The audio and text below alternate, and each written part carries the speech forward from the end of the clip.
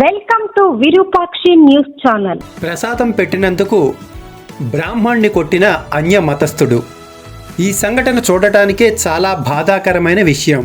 గుడి ముందు ఆడుకుంటున్న కొంతమంది పిల్లలకు సుబ్రహ్మణ్య స్వామివారి ప్రసాదం పెట్టినందుకు గాను అన్య మతానికి చెందిన వ్యక్తి అర్చకునిపై తీవ్రంగా దాడికి దిగాడు.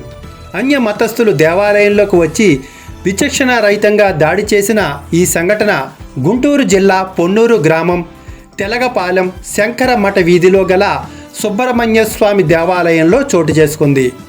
ఎప్పటికైనా కళ్ళు తెరుచుకుంటే ఈ వాస్తవిక విషయం ఆంధ్రప్రదేశ్ హోంమంత్రి, రాష్ట్ర డీజీపీల ముందుకు చేరుతుంది.